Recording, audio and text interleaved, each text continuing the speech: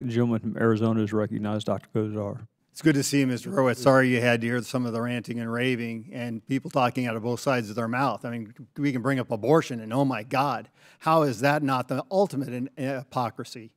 So but I'm going to take a little different tact. I want to talk about the foreign access to the Clinton email server. So what difficulties did the FBI have during the intrusion analysis process of the capacity of the servers? Well, in terms of difficulties, what they were trying to do is understand who had intruded, if at all, and one of the challenges they had was getting the servers themselves and obviously recreating what was on the servers and what emails and evidence trafficked through it, but also the fact that foreign adversaries might not leave footprints if they did attack the server. Right, but we didn't have all the server materials in that. Correct. So that leads me to my next question. So how did the FBI square its lack of the complete data with a definitive statement on whether an adversary compromised Clinton's server or system?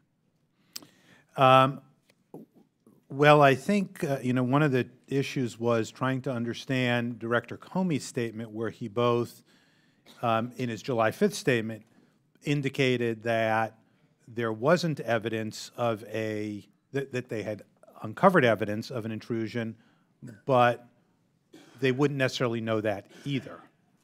And that was a question we had, and as we lay out here, they explained to us the steps that they took, and we questioned the individuals who were involved in the intrusion analysis. Well, that kind of gets me back to the point. So why wouldn't you ask any and all sources like the DNI, the military, CIA, special ops, any remote centers, if they had hacked into the server during this time? I mean, because it was offline, no one really realized what this really was. This was off, the server was here. So we could ask a number of questions in regards to that opportunity of how they looked at that server. And the reason I say that is when I asked the question last Thursday as who had looked at that server, I was told that it was an individual from the FBI. So to me, that's bothersome because once again, we saw upper echelon FBI with problems with this aspect. And I'm going to come back to another aspect here.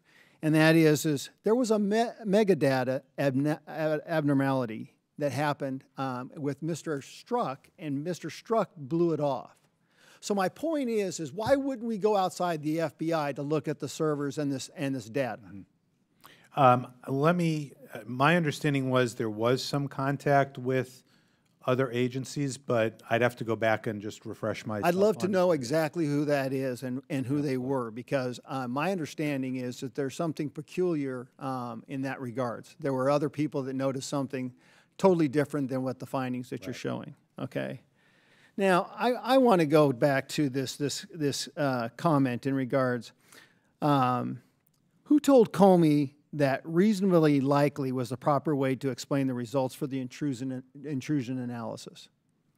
I don't recall as I sit here. I'd have to go back and take a look at the report. Do you feel that you dwelled into that issue deep enough to have a thorough conversation in that? I think to be clear, what we did was look at what the FBI did as opposed to do the intrusion analysis ourselves. Where, as an IG, Inspector General's office, we don't do an intrusion analysis. We're looking at what the FBI did to affect that.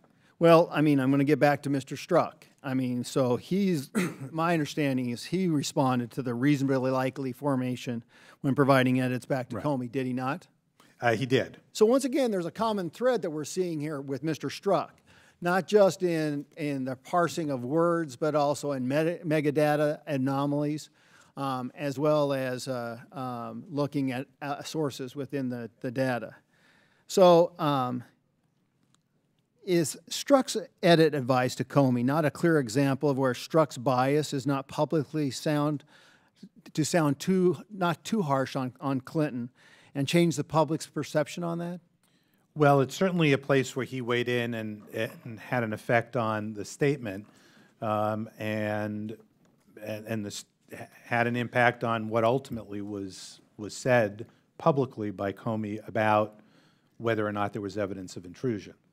Well, and I'll get back to reiterating. I'd love to know all the sources and actually have the server and these devices looked at by other groups, particularly some hotshots within DOD, DNI, to really look at this aspect, because I think there's more to the story than meets the eye. It seems to me that I'd want different validation than just the FBI. Thank you, Mr. Horowitz.